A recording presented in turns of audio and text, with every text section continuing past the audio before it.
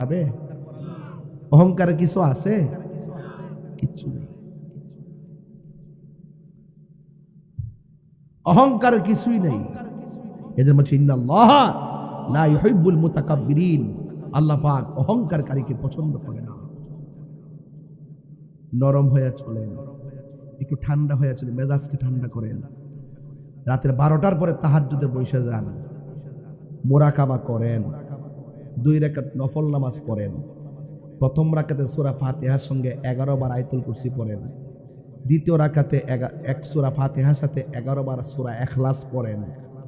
পরে নামাজ শেষ করে 101 বার দুরূদ শরীফ পড়েন। রাসূল বলেন তার সঙ্গে আমার স্বপ্নে দেখা হয়ে যাবে।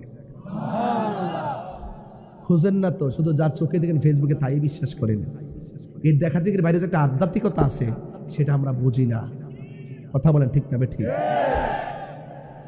আজকে এত অস্থির কেন জানেন? যার নগদ পায় তাই বুঝে, কিন্তু এর বাইরে যে কিছু আছে এটা তারা অনুভব করে না। বুঝতে পারছেন? এই জন্য আল্লাহ বলছেন ওয়ামা ইয়াস্তাবিল আহইয়া ওয়ালাল আমওয়াত, যারা মৃত্যু যারা জিন্দা তারা এক হতে পারে না। ইন্নাল্লাহা ইউসমিউ মান ইয়াশা, নিশ্চয়ই আল্লাহ যারা ক্ষমতা দেয় তিনি ওই কবরের কান্নার আওয়াজ শুনেন। এই আওয়াজ পৃথিবীর কেউ শুনে না, কোন জিনও শুনে না। শুনে কে? রাসূলকে আল্লাহ পাক শোনার ক্ষমতা দিয়েছেন। সুবহানাল্লাহ জোরে বলতেন না?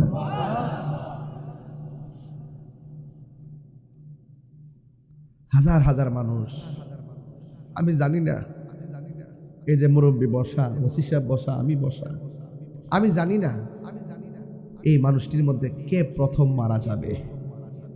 যদি মানুষটা সিরিয়ালটা জানতো, গড়াইয়া গড়াইয়া চিৎকার পারতো আর কাঁদতো। এই কথা কথা ঠিক কিনা বলেন না কেন? হায়াতের মালিক কে? আপনি ভাবতেছেন যে আমার মৃত্যু, এইমাত্র যুবক, আমার শরীরে শক্তি বেশি, আপনি মনে মরবেন না। আপনার মধ্যে বহুত যুবক দেখছি মোটরসাইকেল অ্যাক্সিডেন্টে, আজকে আসার পথে কি অ্যাক্সিডেন্ট আমি দেখে আসছি নাই? ফেসবুকে পাইছেন আপনারা? দিছি কিনা বলেন না কেন? আমি কি বসে আসলাম গাড়িতে?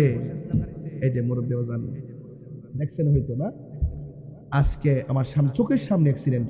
একটা ছেলে মনে হয় না বাঁচবে, জানে তার অবস্থা কঠিন, মাথায় রক্ত ঝরতেছে। সে কি ঘর থেকে অ্যাক্সিডেন্ট হবে, মাথায় রক্ত ঝরবে, মৃত্যুগুলো ঢলে পড়বে, এটাকে ভাবছিল? লা তামশি ফিল আরদি মারাহা, অহংকার করে চলা যাবে না। মৃত্যুর জন্য 24টা ঘন্টা প্রস্তুত থাকতে হবে, ওযু রাখতে হবে। মৃত্যু হলে যেন ওযু অবস্থা হয়, নামাজটা পড়ে ফেলতে হবে। নামাজ মৃত্যুর সময় যেন কাজা না হয়। কথা বলেন ঠিক না ঠিক? এর কথা বলা যাবে না। এক লোক ব্যবসা করত, কি করত? ব্যবসা করতেছে, ভালো কথা, 5 ওয়াক্ত নামাজ পড়ে, মাথায় টুপি, মুখে দাড়ি, এত সুন্দর ব্যবহার। আচ্ছা, বাজারের মধ্যে যখন মানুষ ব্যবসা করে, সেই ব্যবসায়ীরা যদি মুখে দাড়ি রাখে, মাথায় পাগড়ি রাখে, টুপি রাখে, 5 ওয়াক্ত নামাজ পড়ে, ভালো ব্যবহার করে, তার সম্মান বাড়ে না কমে? ব্যবসাটাও সুন্দর চলে, মানুষ বিশ্বাস করে, ঠিক না? এই লোকটা হঠাৎ করে দোকানে কি হয়ে গেছে? মারা গেছে। আমরা এলাকাতে একটা অভ্যাস আছে, দেখবেন যেই লোকটা নরম প্রকৃতির, নামাজ কালাম পড়ে, কার সঙ্গে ঝগড়া করে না, দোকানপাটে বেহুদা আড্ডা মারে না, লোকটা মারা গেলে মানুষ দেখবেন তার জানাজার মধ্যে ঢল নামে। কথা কি সঠিক বলতেছি? ঢল নামে। আমার ভাইয়েরা, ওই লোকটা মারা যাওয়ার পরে অসংখ্য লোক দৌড়ায় গেছে কবর করতে। আঙ্গদেশে কবর করার লোক বেশি পাওয়া যায় না। মানুষ মারা গেলে গোসল করেন না, নিয়ম কারণ জানে, এমন লোক পাওয়া যায় না। কাফনের কাপড়টা কেমনে কাটবো মুসলমান হইয়া, এটাও জানি না। আছে না নাই? রাসূল বলতেছেন, যারা একটা মানুষ মারা যাওয়ার পরে তারে গোসল দিব, কাফন পরাইব, আল্লাহ পাক তারে জীবদ্দশায় 40 বার গুনাহ মাফ করে দিব। আওয়াজটা তো আসতেছি রে আব্বা, 3 বার কোন সুবহানাল্লাহ।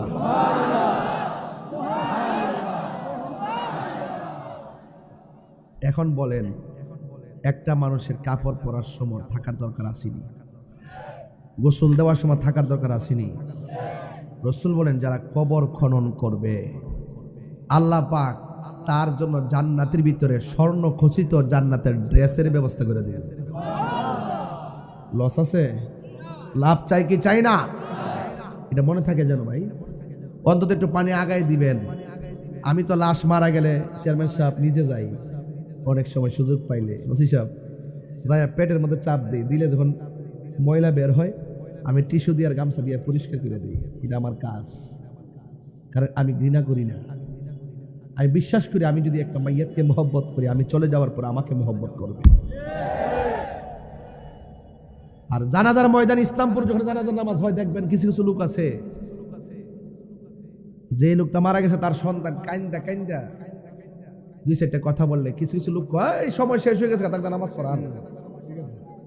আর দোকানে যায় যে আব্বাই তার লোক আড্ডা মারে, ওই সময় গরিব কাটার ফেল চায় না। এই কথা কইলি তাহির হুজুর ভালো না। মসজিদে যাওয়ার পর ইমাম সাহেব কয় তাড়াতাড়ি নামাজ পড়ান। মসজিদে যাওয়ার পর মুয়াজ্জিন কয় 2 মিনিট বাকি আছে, আর এই কামাত দিয়া দেন। মসজিদে যাওয়ার পরে দুনিয়াবি আড্ডা শুরু হয়ে যায়, কিন্তু বাজারে গিয়ে যখন আব্বাইদের সঙ্গে আড্ডা মাইরা ঘন্টার পর ঘন্টা কাটায়, তোমার গরিব কেনা বল চাই না। কথা কোন ঠিক যাবে?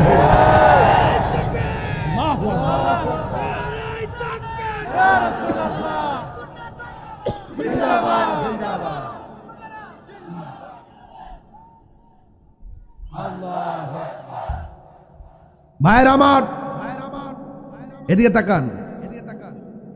আমি কি কোনো বাজে কথা বলেছি? যুক্তির বাইরে কথা বলেছি? মানুষ আজ আসলের পিছে নাই, মানুষের নকলের পিছে ছোড়াছড়ি। দেখবেন রাসূল হাদিসের মধ্যে বলেছেন, এই পৃথিবীর মধ্যে সবচাইতে নিকৃষ্ট জায়গা হলো বাজার, আর সবচাইতে উত্তম জায়গা হলো মসজিদ। আজকে মসজিদ ভালো লাগে না, প্রথম কাতারে ফজরের নামাজ হয় না, জুম্মার নামাজে যা হয় ওয়াক্তের নামাজে 10 ভাগের 1 ভাগ হয় না। কারণটা কি? কার সঙ্গে ধোঁকা দাও, কার সঙ্গে ফায়জলামি করো? রাসূল বলছেন বাজার হলো নিকৃষ্ট জায়গা, মসজিদ হলো উত্তম জায়গা। আজকে উত্তম জায়গা ছেড়ে দিয়ে নকল জায়গায় যখন ছড়াছড়ি, তখন করোনার মতন করোনা চলে আসে। আমি আপনাকেই বলছি, আমার বাবারও শক্তি নাই বানায় কথা বলবো। 2 টাকার বেতন দেয় না ইমাম সাহেবরে, 10 টাকার জারি মারে। 5 টাকা বেতন দেয় না মুয়াজ্জিনরে, 50 টাকার জারি মারে। সাফার দাঁত ফালাই দেওয়ার দরকার। যারা ইমামকে মর্যাদা দিতে জানে না, যারা মুয়াজ্জিনকে সম্মান করতে জানে না, এরা সমাজের ভিতরে ভালো মানুষ না। কথা বলেন ঠিক কিনা? অথচ রাসূল বলেছেন একটা মুয়াজ্জিন হাসরের মাঠে যখন উঠবে, সবার মাথার উপর দিয়ে তার নূরের চেহারাটা চমকাবে। আপনি কাকে ধমক পারেন? ইমাম সাহেব রে, সমাজের সবচেয়ে বড় নেতা হলো ইমাম সাহেব। ওয়াইফাই বিল দাও 1000 টাকা করে গায়ে লাগে না, মোবাইলের এমবি তোলো ঢুকাইতেছো শত টাকা গায়ে লাগে না। আর ইমাম সাহেব রে 200 টাকা দিতে তোমার শরীরটা জ্বলে। বুঝতে হবে তোমার ভিতরে খন্নাস বসেছে, খন্নাস।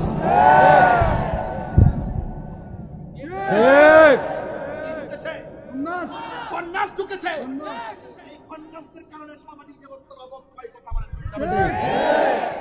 বলুন, মুয়াজ্জিনকে সম্মান দরকার আছে না নাই? ইমামকে সম্মান দরকার আছে না নাই? 5000 টাকা দিয়ে কি কিছু চলে? 4000 টাকা দিয়ে সংসার চলে? আরে বেটা, তোমার দিয়ে দৈনিক লাগে 5000 টাকা। আর ইমাম সাহেবের পদে মাস কেমনে কাপড় পরে, কেমনে চিকিৎসা করে, কেমনে সন্তানকে লেখাপড়া করায়, কেমনে তার ওয়াইফকে পরিচালনা করে, কেমনে তার সংসারটা চলে, একটা বার কি খেয়াল করছেন? এই দুঃখগুলো কেউ বোঝে না। সমাজের মানুষ আজকে বসবেন ইসলামপুর, বৈশা বলবেন যে আমরা যাই করি না করি ইমাম সাহেবের মুখে হাসি ফুটাবো, মুয়াজ্জিনের মুখে হাসি ফুটাবো। এই দায়িত্বগুলো কমিটিরা নিবেন। 12 জন কমিটি হইলে সমাজে 1200 লোক বাস করে। 1200 লোক থেকে আপনারা 12 জন লোক 1200 থেকে ব্যবস্থা করে দিবেন। আমি একটা জিনিস দেখি, যখন রমজান মাস আসে তখন টাকা তুলতে গেলে হিসাব করে, বাংতি টিয়ার হিসাব করে, মনে হয় যেন জলে টেহারা দিতে জলে জলে। ঠিক নি? জলাজলি বন্ধ করতে দিব। যার যার সুষম বন্টন নীতির আলোকে প্রত্যেকের মুখে হাসি ফোটাতে হবে। কথা বলেন ঠিক কিনা? একটা মেয়ের বিয়া হয় না সমাজে, গরিব মানুষ রাতের অন্ধকারে যায় কালেকশন করবেন, ওরা গুফনে যায়া তার হাতে দিয়ে বিনিয়ে কাউরে কইেন, কইলে মেয়েটা ছোট হয়ে যাবে। সমাজে কিছু দান আছে নীরবে দিতে হয়, আর কিছু আছে ওপেন করতে হয়।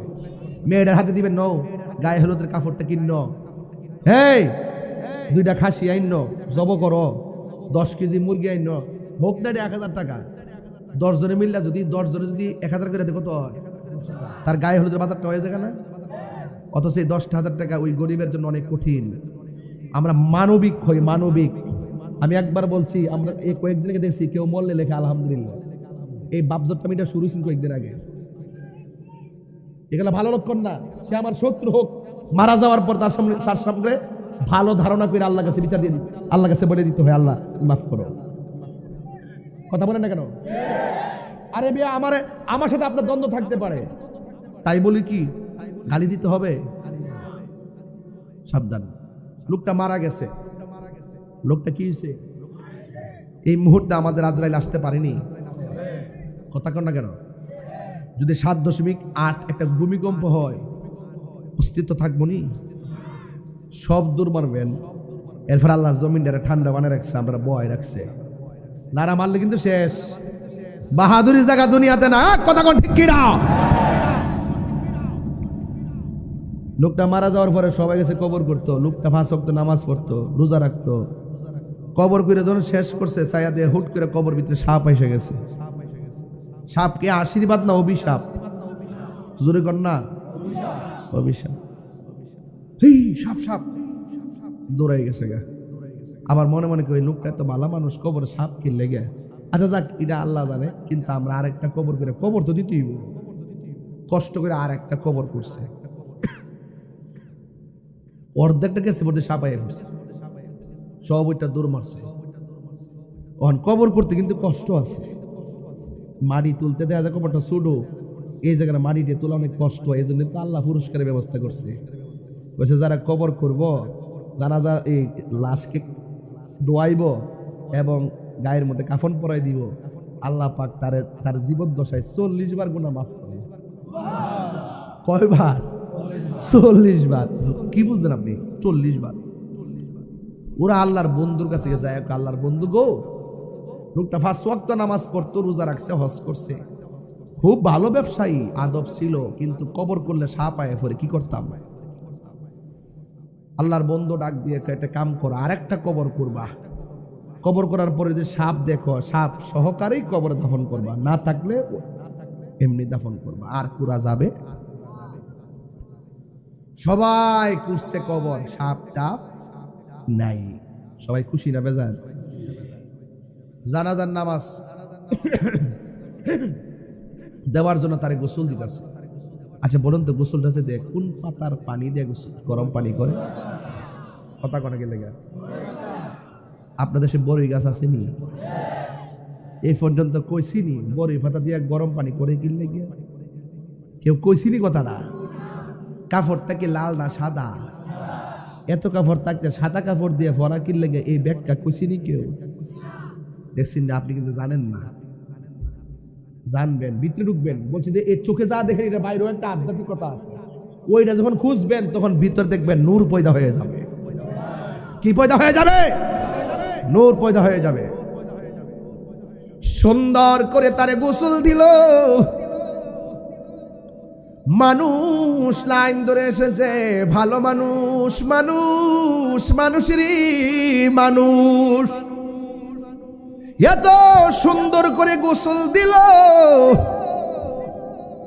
সবাই পানি দেওয়ার জন্য প্রতিযোগিতা শুরু হয়ে গেল, বড়ই পাতা দেওয়ার জন্য প্রতিযোগিতা শুরু হয়ে গেল, চুলার পাড়ে পানি দেওয়ার জন্য পাগল, আর কাপড়টা পরাইবার জন্য পাগল, পাগল রে পাগল।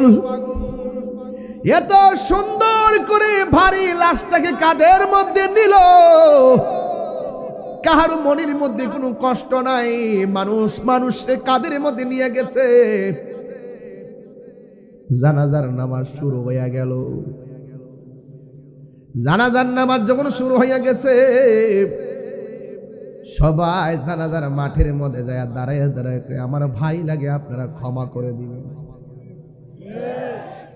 কয়নি উপস্থিত মাইয়াত আমার বাতিজা, চলাফেরার মধ্যে যদি কোনো ভুল বিয়াদ দিবে করে, আপনি আল্লাহর রাস্তায় মাফ করে দিবেন।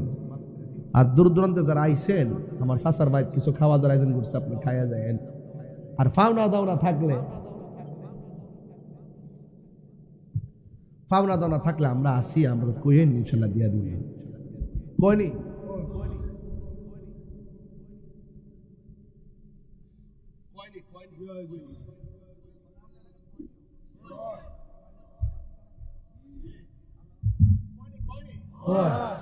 মারা যাওয়ার পরে আরেকবার আমার লাশের পাশে দাঁড়ায় কইতে মাফ করে দিতে, আরেকবারে কই দিতে যাও ওই ফান্ড কোয়েন দিন দিন থাকলে আমরা দিয়ে দেব, এটা কইতো।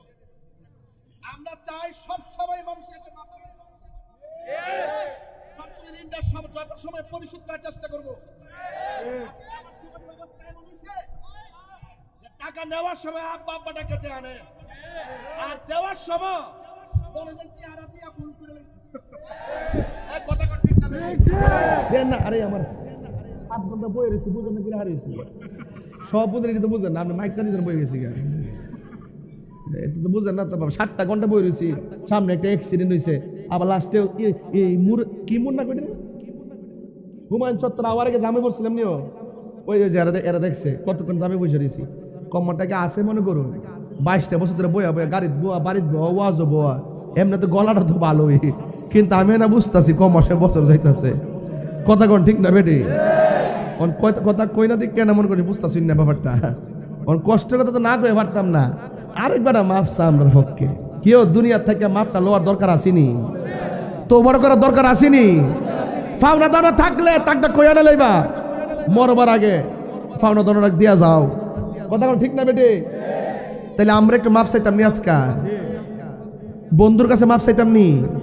বলেন হারিয়ে যাব একদিন আমি মনায় ভুবন চিরদিন, বলো হারিয়ে যাব আর বনায় ভুবন চিরদিন। ক্ষমা করে দিও তোমরা আমায়, বলো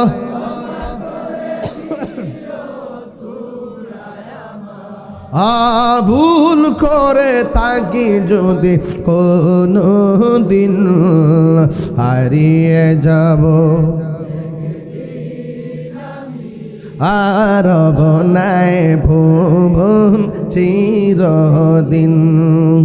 বাঁশি বাগানে বা গোরস্থানে হয়তো দিবে মোরে কবর, বাঁশি বাগানে বা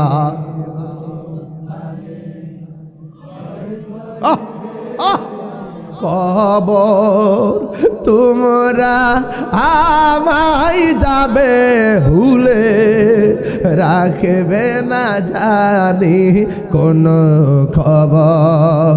পড়বে কি মনে আমার কথা, ফেলবে কি অস্ত্র কোনো দিন। হাতরেন হারিয়ে যাব একদিন আমি রবনায় ভুবন সবাই সবাই দিনে বলর হারিয়ে যাব একদিন আমি রবনায় ভুবন চিরদিন।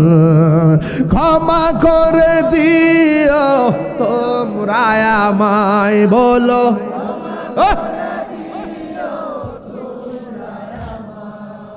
ভুল করে থাকি যদি কোনো দিন, হারিয়ে যাব একদিন আমি রবনায় ভুবন চির। ও মা, মাগো, ও শরীফ ইসলামপুরের মা, শরীফগঞ্জের মা, রঙের ঘুরার কত দৌড়াইবেন গো মা? ঘরের ভিতর তো সুকিজের ভিতর শাড়ির একটার পর একটা টাল দিছ, আজকে ময়রা দেহ শাড়ি জায়গা শাড়ি, আন্দারে ঘর বাড়ি। কথা কোনো ঠিক না বেঠে? এখনো সময় আছে, সব সাইরা তাহাজ্জুদের নামাজে দাঁড়াও। কথা কোন ঠিক কিনা? আমার সাথে বলে হারিয়ে যাব রব নাই ভুবন চিরদিন। ক্ষমা করে দিও তোমরা আমায়, বলো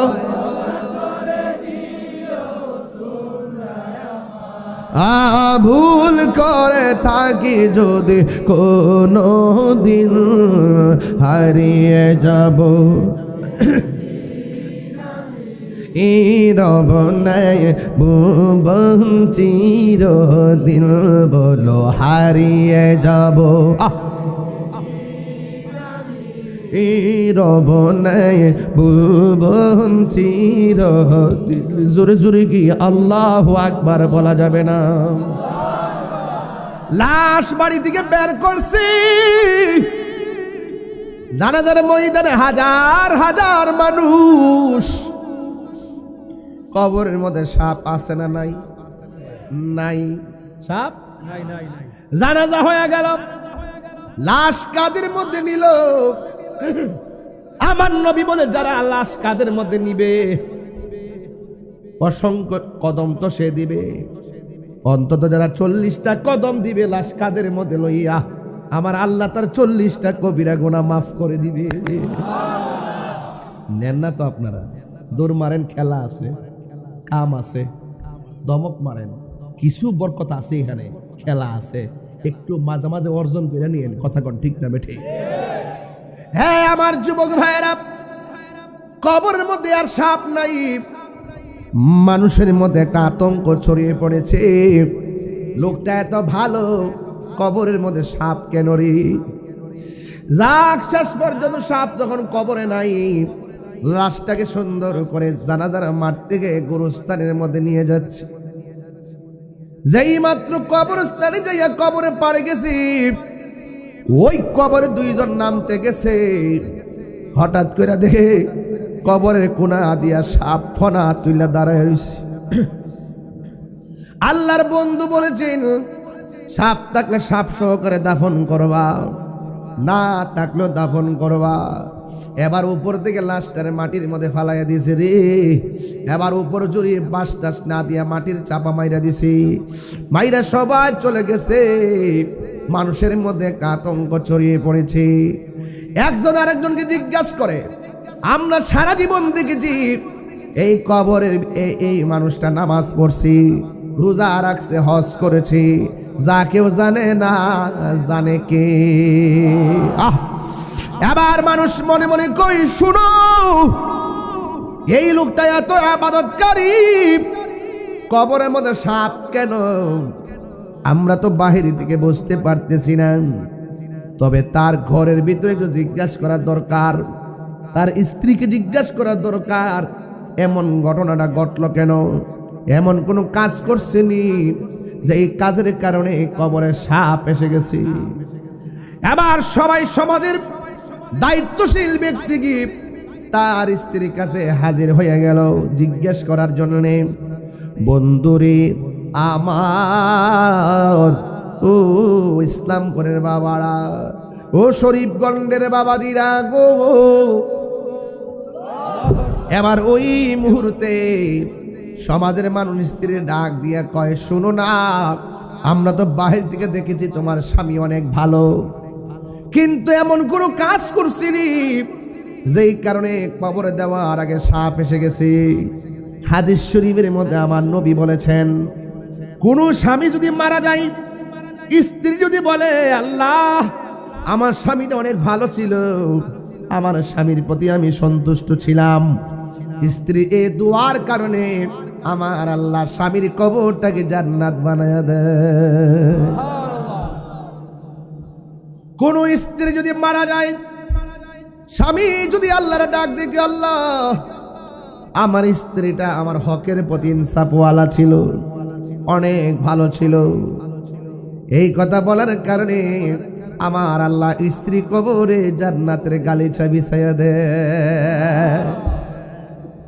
এবার সমাজের মানুষ ডাক দিয়ে কয়, ও স্ত্রী, তোমার স্বামী মারা গেছে, প্রথম কবর করলাম সাপ পাইলাম, দ্বিতীয় কবর করলাম সাপ পাইলাম, তৃতীয় কবর দিতে যাইয়া সাপ পাইলাম, আমার স্বামী এমন কোনো কাজ করছিনি যেই কারণে আল্লাহ অসন্তুষ্ট হয়ে গেছে। স্ত্রী ডাক দিয়ে কই, ও সমাজের মানুষ, আমার স্বামী এমন একটা ঘৃণিত কাজ করত। বাহিরে স্বামীটা ভালোই ছিল, ভিতরগত অনেক সমস্যা ছিল। কয় কি? আমার স্বামী যে ব্যবসা করত, ব্যবসায়ী দ্রব্যের সঙ্গে পাথর মিশাইয়া বিক্রি করত, কঙ্কর মিশাইয়া। আমি বারবার বলছি বেশি টাকা লাগবে না, হালাল পন্থায় ধোকা না দিয়ে আপনি ব্যবসা করেন। আমার কথা মানে নাই। উপরে যা দেখছেন লেভেলটা ভালো ছিল, ভিতরে অনেক খারাপ ছিল। আমি বলতে চাই যে ও পৃথিবীর মানুষ, আল্লাহ কয় বান্দারে আমি তোরে মাফ করে দিব। তিনটা কাজ তুই কোনোদিন করিস না। এক নম্বর, কোনোদিন আমি আল্লাহর সঙ্গে শিরিক করিস না। দুই নম্বর, কোনোদিন মানুষের হক মাইরা খাইস না। তিন নম্বর হলো মা বাবার মনে কোনোদিন কষ্ট দিও না। এই তিনটা অন্যায় থেকে যদি বাঁচতে পারো, পাহাড় পরিমাণ গুনাহ আমি আল্লাহ রাব্বুল আলামিন মাফ করে দিব। তাহিরের ওয়াজ ভাল লাগে? আমি একটা কথা বলি, ভালো লাগে বলেন, ঠিক আছে, আমারও তো একটা ভালো লাগার দরকার আছে। তা আমি যে আপনাকে ভালোবাসি কিসের বিনিময়ে? আপনাকে আমার সামনে এসে ওয়াজ করছে কি? আপনাকে ভালোবাসি আমি কেন? আমি আপনাকে ভালোবাসি যে আমার মনের কথাগুলো আপনাকে শোনাইতে পারি, আপনি সুন্দর করে শুনেন। তবে আপনার ভালোবাসা আমি সার্থক হব তখন যদি আজকের মাহফিল থেকে যাওয়ার পর বলেন যে হুজুর ওয়াদা করলাম আজকে থেকে কোনোদিন নেশা করব না। হাত উঠে নাই সবার? দুই হাত উঠতিব, দুই হাত উঠতিব। আমরা কখন নেশা করব? বলেন নেশা করব? এই নেশা করব? হাত নামান। একটা হইছে নি? দুই নম্বর আরেকটা কইতাম নি? আরেকটা বলবো। আমি তাহিরকে যদি 1 সেকেন্ডের জন্য ভালো লেগে থাকে, আজকের পর থেকে ওয়াদা করে আমরা কোনোদিন মা বাবার মনে কষ্ট দিব না। হাত ওঠা নাই কেন? দুই হাত উঠতে হবে, দুই হাত। আল্লাহ কন্যা, আল্লাহ আল্লাহ আপনি আমাদেরকে মায়ের কদমে কবুল করেন, হারাম থেকে বেঁচে থাকার তৌফিক দেন, আমিন কন। আর যেই পিসাব কইব বাপ মার খেদমত লাগতো না, এটা পিসাব না, এটা সকাল বেলার পেশাব। কথা কথা কথা না?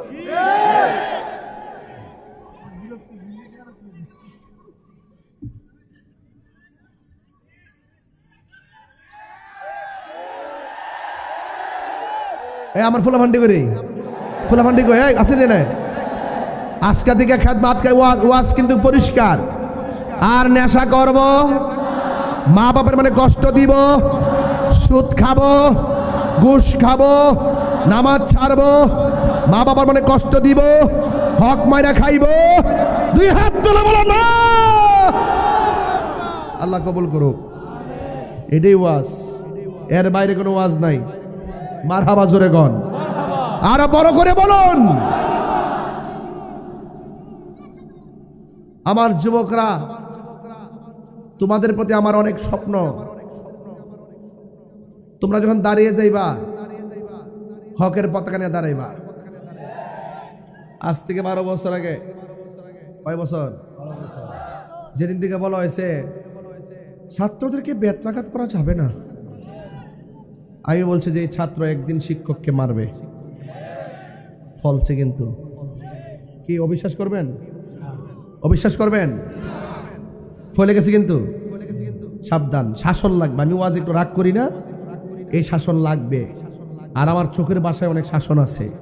আমি খুব মনের মাধুরীতে মিশে কথা বলি, কিন্তু আমার অ্যাডমিনিস্ট্রেশন অনেক করা। একদম আমি যে ফ্রি থাকি মনে হবে আমার মতো একদম নরম দিলের মানুষ। যখন আপনি বিয়াদবি করবেন আমি আপনাকে চিনব না।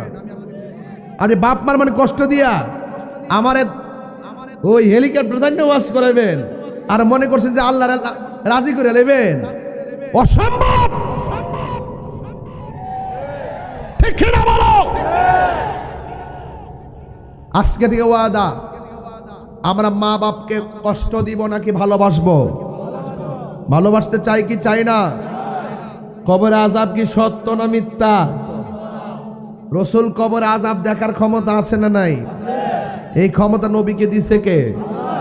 আল্লাহ দিয়ে থাকলে আমাদের কোনো অসুবিধা আছে? রসুল একদিন গুরুস্থানে গেছে, সুবহানাল্লাহ কয় না রে? নবীর